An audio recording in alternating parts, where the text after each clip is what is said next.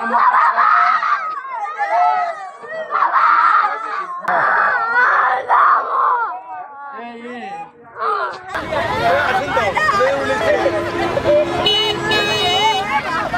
তো ডিউটি ছিল না।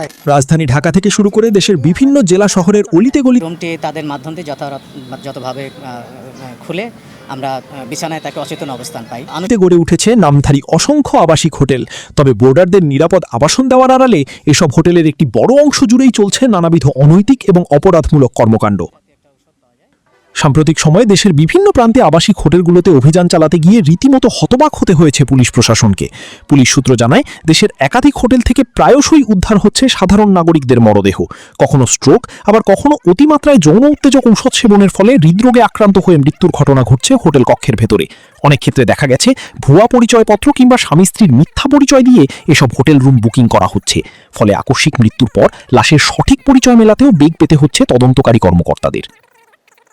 শুধু মৃত্যুই নয়, গোপন সংবাদের ভিত্তিতে চালানো এসব অভিযানে অসামাজিক কার্যকলাপে লিপ্ত থাকা অবস্থায় হাতে নাতে আটক করা হচ্ছে বহু তরুণ তরুণী ও পরকীয়ায় লিপ্ত যুগলকে। ঢাকার মিরপুর, মগবাজার, গাজীপুর কিংবা খুলনার মতো জায়গায় সাম্প্রতিক অভিযানগুলো এর বড় প্রমাণ।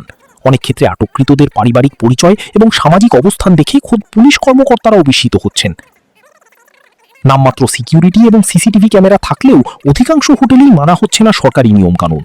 রেজিস্ট্রি খাতায় বোর্ডারদের সঠিক তথ্য না রাখা এবং টাকার বিনিময়ে অনৈতিক সুযোগ করে দেওয়াটাই এখন অনেক হোটেল মালিকের মূল ব্যবসা হয়ে দাঁড়িয়েছে।